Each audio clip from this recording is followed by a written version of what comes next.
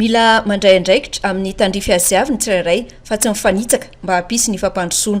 No mafisy ny lehibe ny faritra Vakinakaratra, Andriamatoa Andrianjanaka Mandrindra Albert zany nandritra ny valandresaka nataony tamin'ny mpanao gazety rehetra ny amin'ny fanomanana ny fetin'ny Paska eto Vakinakaratra. Ny fetin'ny Paska moa dia tsara marina fa anjarana manokany commune urbaine Antsilabe ny mikarakara azy.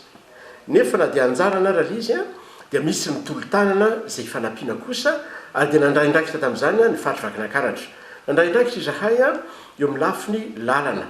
Zany misy lalana izay lavaka manahirina be dia be mihitsy na vao miditra eny Morahita ohatra ilay Tsapany Mahazo miditra bakaty tanànana Antsilabe na mety antsoroka ny faritra Vakinakaratra ho an'ny commune urbaine Antsilabe na tamin'ny lafiny solika izany na ihany koa tamin'ireo fiantson'ny faritra Vakinakaratra mpandraharaha mba hifanampy amin'ny faritra Vakinakaratra mba ahafahantsika manana Paska mahafinaritra eto Antsilabe. Fa eo ihany koa ny resaka zordira fako dia raisina atao izay hanadiovana eto Antsilabe tapitanàna mba ahitan'ny olona sy mba hiainantsika ihany koa ao anatin'izany hoe Paska mahafinaritra izany.